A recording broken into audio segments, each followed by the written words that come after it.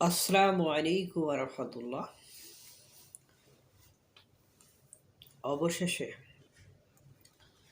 ৫ই আগস্টে বঙ্গবন্ধু শেখ মুজিবুরের স্মৃতি বিজড়িত ধানমন্ডি ৩২ নম্বর ভাঙচুর এবং পোড়ানোর পরে আজকে বৈষম্য বিরোধী ছাত্ররা সেখানে গিয়েছে এবং ভাঙচুর চালাচ্ছে,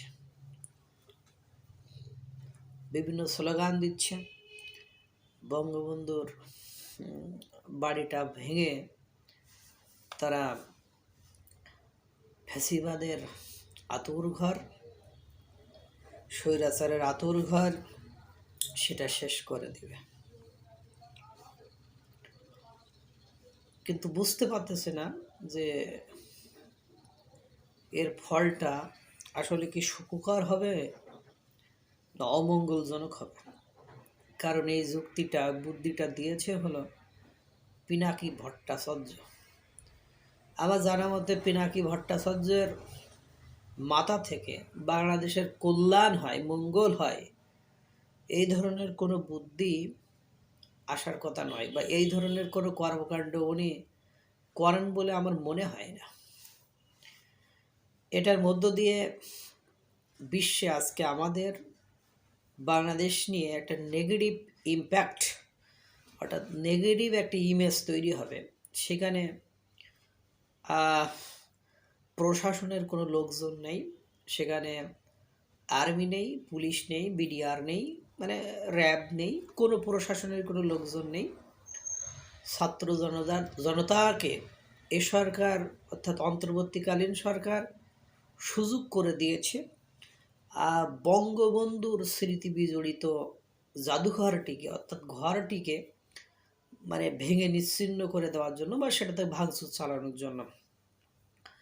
তার মানে বোঝা গেল বর্তমান সময়ে বাংলাদেশের আইন প্রশাসন এগুলো খুব দুর্বল হয়ে গিয়েছে এবং পুলিশ এই এই জায়গায় দায়িত্ব নেবে না, এটা বোঝা যাচ্ছে। কারণ গতকালকে রাতেই পুলিশের উপর হামলা চালিয়ে বৈষম্য বিরোধী ছাত্ররা তাদেরকে ছিনিয়ে নিয়ে এসেছে।